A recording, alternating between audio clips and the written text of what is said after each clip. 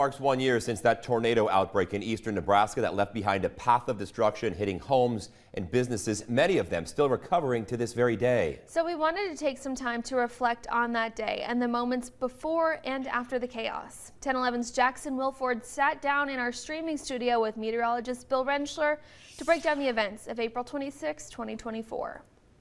Hi everybody, sitting down with one of our residents here at 1011, meteorologist Bill Rentschler, and we're going to be talking about the 1 year anniversary of those Arbor Day tornadoes.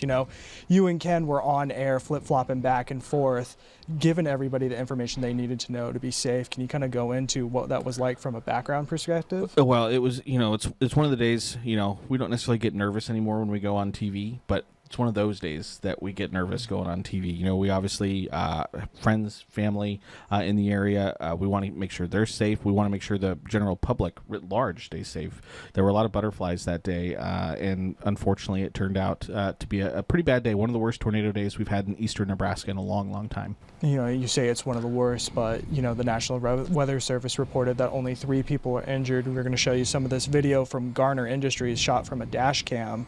You can see earlier the building was standing completely full, and then this tornado just comes through. There were about 70 people in the building, and it's crazy when you see the end of this video how it was standing and it was gone, and all those people made it out alive. And it's a great example of 2 things. One, again, why we tell people to move to their tornado shelter and to do so as fast as they can. All the people in that building moved to their reinforced area, and again, of all the people in that building, there was only a couple that reported some minor injuries. And 2, this is how fast it can happen.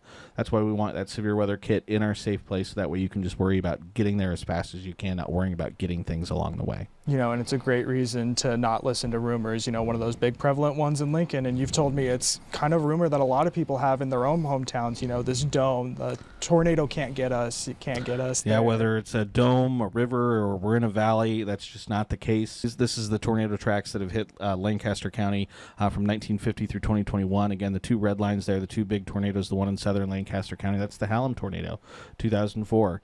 Again, folks, they don't think it's going to happen to them, but every year it does. And again, last year for us in Lincoln, it was almost us. It was the folks in Garner Industries, and it was the folks in Elkhorn, Bennington, and Blair, and a number of other places across eastern Nebraska. Speaking of that, we're going to have a lot more coverage coming up tonight on the 1 year anniversary of these Arbor Day tornadoes. So stick with us both on air and online as we learn more throughout the day. But for now, we'll send things back to everyone in the studio.